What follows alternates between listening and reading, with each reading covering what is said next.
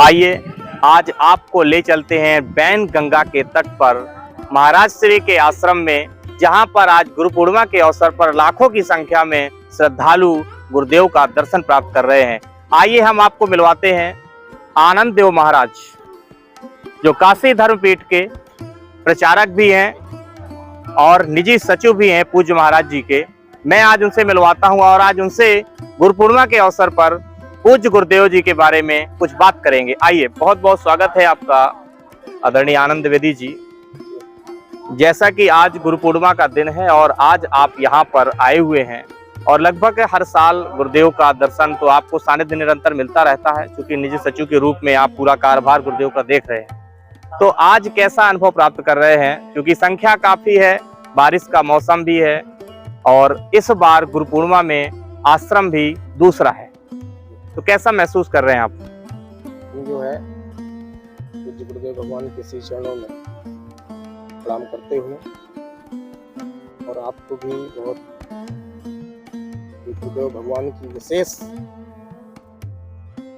आप पर कृपा रहती है और मैं गुरुदेव भगवान से प्रार्थना करता हूँ आप पर निरंतर ऐसी कृपा बरसाते रहें और आप निरंतर सामाजिक और राजनीतिक क्षेत्र में आगे बढ़ते रहें, यही गुरुदेव भगवान से प्रार्थना करता हूँ। और जो कि आपके माध्यम से मैं लाइव में यहाँ के गुरुदेव के बारे में और यहाँ के क्षेत्र के बारे में आपको बता सकता हूँ। आज गुरु पूर्णिमा के पावन अवसर पर हम लोग समस्त बुंदेलखंड क्षेत्र के गुरु भक्तों यहाँ पर उपस्थित हैं और बुंदेलखंड ही नहीं अपितु पूरे विश्व से यहाँ पर गुरु भक्तों का आगमन हुआ है। देश विदेशों से गुरु भक्तों का आगमन हुआ है। यहाँ पर हजारों की संख्या में गुरु भक्तों का आगमन हुआ है। ये मध्य प्रदेश, जो भारत का मध्य कहते हैं, जो हृदय कहते हैं, इस मध्य प्रदेश ये सिवनी जिला बैन गंगा के तट पर इस नारायण धाम पूज्य गुरुदेव के द्वारा 1996 में स्थापित ये जगह, जहाँ प्रतिवर्ष यहाँ पर विशाल यज्ञ का आयोजन भी होता है। यहीं पर आज इस क्षेत्रीय भक्तों के द्वारा गुरुदेव भगवान ने यहाँ पर भक्तों की निवेदन को स्वीकार किया और यहाँ पर इस बार गुरु चतुर्मास मनाने का संकल्प लिया। तो यहाँ पर गुरु पूर्णिमा महोत्सव, गुरु पूजा हो रही है। गुरु पूर्णिमा का विशेष महत्व है गुरु दर्शन, गुरु पूजा, क्योंकि हमारे सनातन धर्म में गुरु का विशेष महत्व है। गुरु कृपा से ही जीवन मनुष्य में आगे बढ़ता है। गुरु के आपके अंदर जितनी शिष्य के अंदर जितनी श्रद्धा होगी, भक्ति होगी, उतनी ही गुरु कृपा व्यक्ति के जीवन पर फलदायी होगी, कल्याणकारी होगी। और ये बहुत ही मनोरम दृश्य है। हम लोग प्रकृति की से हम लोग बड़ा ही अच्छा अनुभव कर रहे हैं। इस प्रकृति गोद में मन को आकर्षित करता है।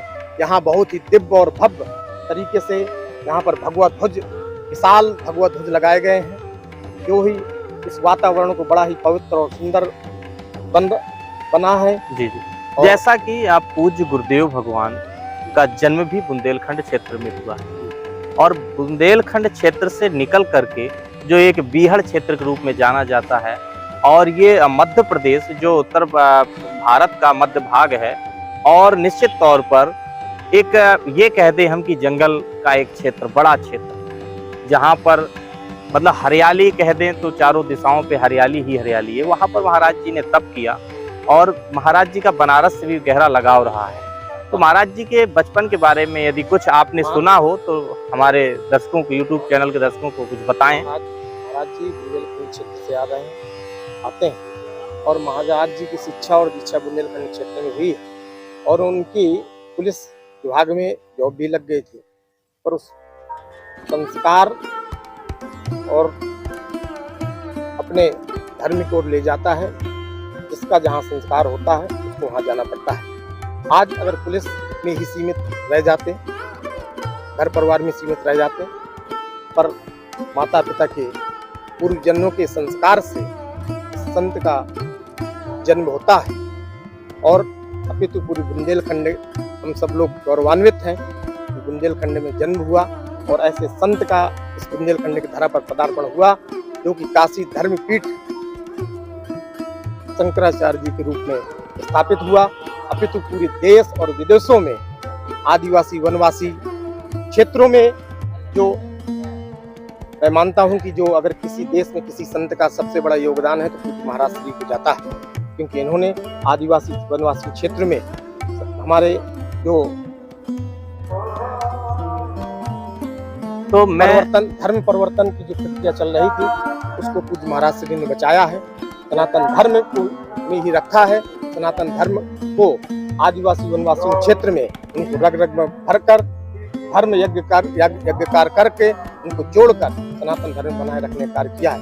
और पूज्य महाराज श्री कहते हैं जब संत निकलने के पहले हिमालय में तपस्या करते रहे हैं बहुत दिनों तक। इसके बाद काशी धर्मपीठ शंकराचार्य स्थापित हुए और पूज्य महाराज श्री एक अद्भुत, एक अलौकिक, दिव्य संत हैं, जो कि पूज्य महाराज श्री की बहुत सी ऐसी कहानियां हैं जो ऐसा संत हमने तो नहीं देखा है। एक बहुत ही दिव्य आत्मा है जो कि विषैले सर्पों को भी अपने गले पर धारण करते हैं और अनेक सी विभिन्न ऐसी महाराज श्री की कहानियां हैं। जैसा कि आप जानते हैं कि जो धर्म क्षेत्र है हमारा, शंकराचार्य को भगवान शिव का साक्षात स्वरूप माना गया है और निश्चित तौर पर महाराज जी भी साक्षात शिव स्वरूप हैं।